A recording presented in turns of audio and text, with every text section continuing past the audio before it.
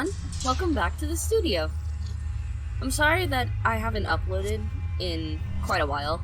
It's very hot where I live, so I have a hard time finding a good time to record after the sun goes down, mostly because of the fact that I'm usually making dinner, so, I just don't really have all the time to be able to do these recordings without having a super loud fan on. So what I'm working on today is the next part of the main 6 Demise series, and next up is Rainbow Dash. I kind of had her demise planned for a while, and I really liked the idea of her just snapping her neck when she crashes. Mama always warned you would break your neck.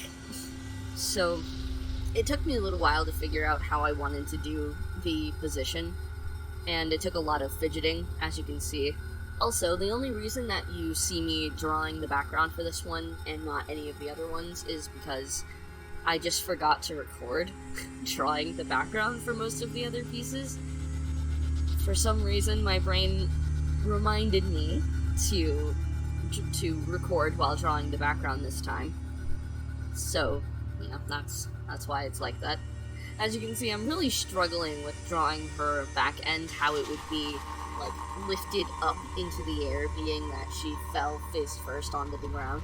I don't normally draw forward-facing characters, ever, really. I just really don't like drawing front view faces. It could just be so hard to actually get to look right. So I'm actually proud of myself for the way it came out. I had no idea what I wanted to do with her mouth. It was hard to get a good, shocked expression in there that I actually liked. So, after getting frustrated, I just decided to draw a mouth and decided to cover it up with her wing. And as an artist, I can actually say that by covering it with her wing, I can get away with saying, oh, it's part of the piece, it's supposed to be like that. It gives off a stunned silence sort of vibe, if you will. It's a quick, relatively painless end, and I think the mouth being covered just adds to that. It just makes her expression look more shocked, in my opinion. This piece, like I've mentioned before in an older video, this is one of the only, if not the only, one that takes place in the middle of the afternoon, outside with bright shading, where you can still see everything, and there's nothing that's really hidden in shadow this time.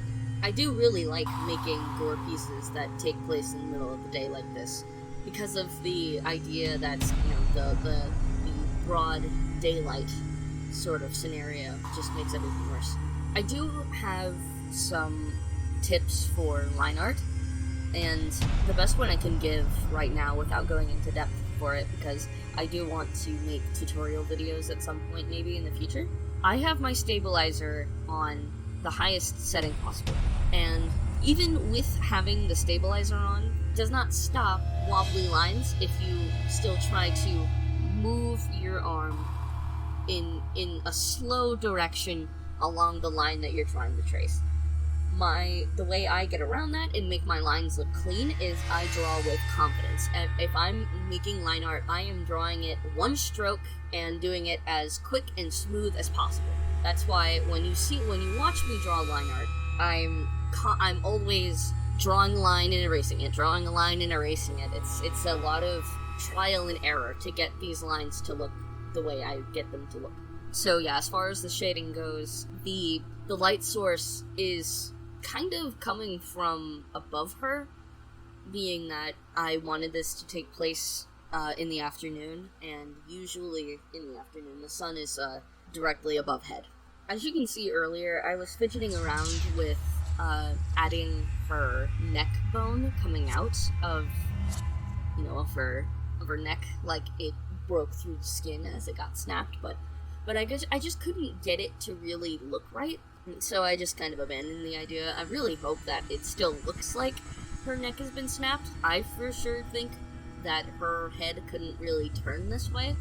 Admittedly, similar to Applejack, though for different reasons, I just didn't have much to say about Rainbow Dash in this portrait because it's so, I don't know, it seems relatively straightforward to me. I mean, they all are in a way. And in case any of you are wondering, I use OBS to record my screen, and I have window capture on to only get Paint Tool Sci recorded. So any pop-up windows that show up in Paint Tool Sci, even if they are part of the program, won't show up in the recording. So that's why when I do shading and then I move my mouse over to the the right side of the screen and kind of fidget with something that isn't there, I'm changing sliders on a hue and saturation tool that helps me blend the colors better together.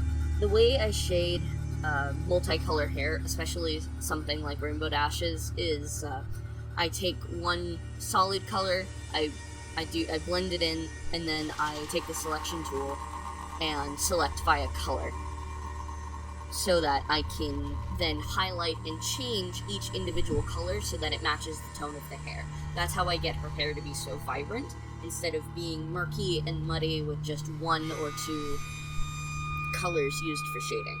The background, I really struggled with in the beginning. I didn't know what I wanted to do, I didn't know how I wanted to actually do the shading. I still struggle with doing grass and things like that.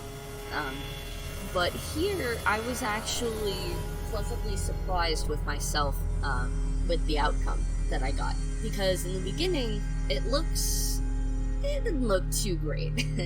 Just to be completely honest. I had no idea what I was doing. Then I just realized that I need to just splotch grass everywhere and just add the different hues and it would look fine. I ended up making it kind of look like a Studio Ghibli background, and I'm not complaining. I, for one, really like Studio Ghibli. I love the way they do their backgrounds. I could still have plenty of room for improvement when it comes to backgrounds, but I'm pretty happy with how this one came out. As you can see, I have that gives me these different textures so that I don't have to actually draw all the blades of grass. I will link that pack in the description because it's only $5 and it's a really good brush pack. It has a lot of variety, and for only $5, maybe $6, that's a fucking steal. I would highly recommend getting that pack if you use Paint Tool Sci and supporting an artist for making brushes that cheap. Oh yeah, doing the blood on the grass was also difficult because of how I did it, so I kind of regretted doing the grass the way I did, just because it just made adding the blood to it very difficult. I might have fucked up because I don't know if there would be that much blood, if any blood, for this kind of accident, but I needed an excuse to say there was gore. So I just kind of went with the idea that blood would exist. It's one of the few things I actually don't know about anatomy when it comes to doing grimdark art. I don't draw broken necks very often. But yeah, that's pretty much it. Again, I'm sorry for the wait. I actually will have the next part coming out very soon because I had finished 2 illustrations in one day, so Fluttershy is going to be next. So yeah, thank you so much for watching. If you enjoy this kind of content, please like, comment, and subscribe. It really helps the channel grow. If you really want to help it grow, please share it with your friends or anybody that you think would enjoy this kind of grimdark commentary content, and I'll see you guys next time.